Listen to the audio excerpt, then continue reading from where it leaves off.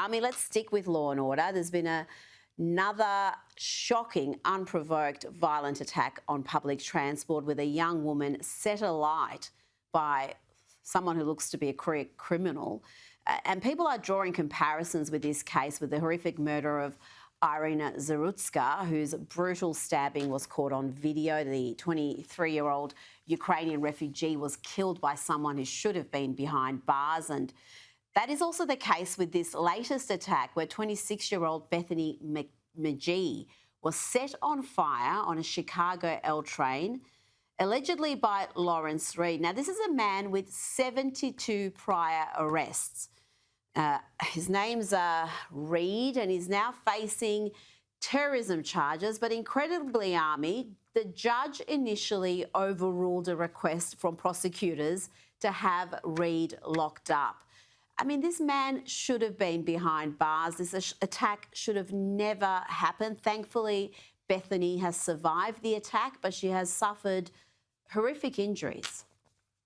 Yeah, grievous, terrible injuries that may follow her for the rest of her life, unfortunately. Another example of blue city failures on crime, and I think that we have been facing in New York City and will be facing, obviously, acutely with Zoran Mandami. Yeah, 72 times being arrested.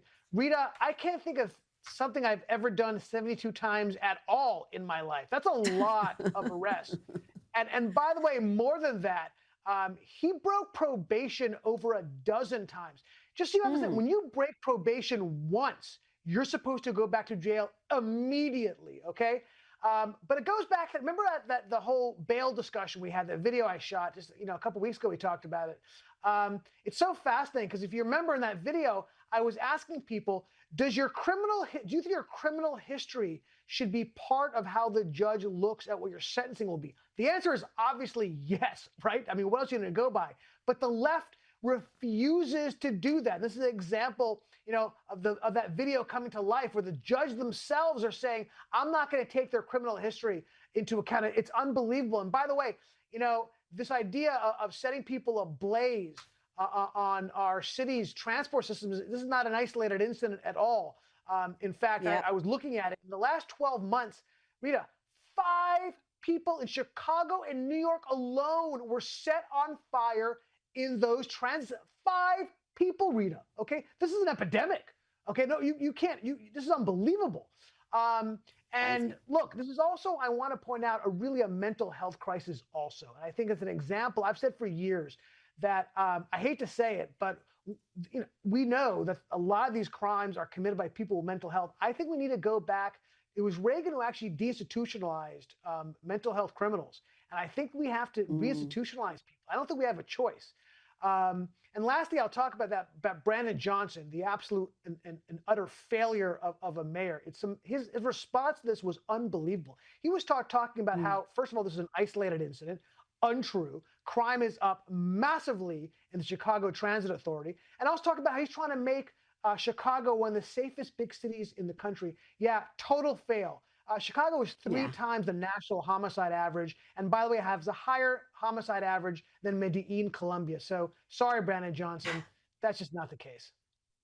He is amongst the worst mayors in America, and that's saying something. Army, before you go, President Donald Trump signed an executive order earlier today that designates chapters of the Muslim Brotherhood as foreign terrorist organisations. The Muslim Brotherhood is a Sunni Islamist organisation founded in Egypt back in 1928, and the White House argues this designation will help the US combat the group's transnational network, which is set to fuel terrorism against US interests and allies in the Middle East. Army, is there going to be much resistance to this move by Donald Trump? Surely the Democrats aren't going to side with the Islamist Muslim Brotherhood. Yeah. First of all, I spent over a year researching and interviewing members of the Muslim Brotherhood around the world. I went to Cairo and Istanbul and Beirut, Germany, and I met with dozens of Muslim Brotherhood leaders and lay people around the world. And I can tell you it's one of the most dangerous organizations that exists. So kudos to the president for designating them. I'm asking and pushing this for years as a terrorist organization. As far as your question when it comes to the left, yeah, they're going to cry foul this. Of course they are. The Muslim Brotherhood was telling me that they have co-opted the left. Like that was part of their strategy. And they of course adopt the language of the left. They talk about victimhood and colonization, right, and occupation. These are all things that they use. They know that the left kind of is attracted to that, and the left has been, for the most part, supportive. The left makes arguments for them, saying they're not a political organization, they're a religious organization. You can't go after them. You can't attack them. While they are those things, and by the way, so is organizations like Hamas, but their main point of business is terror.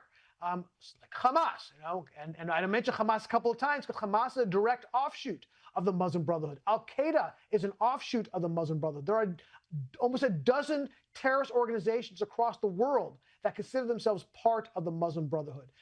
Their slogan is "Jihad is the way," and "Dying for Allah is the greatest good." That's their slogan. This is not me saying this. This is them saying this about themselves.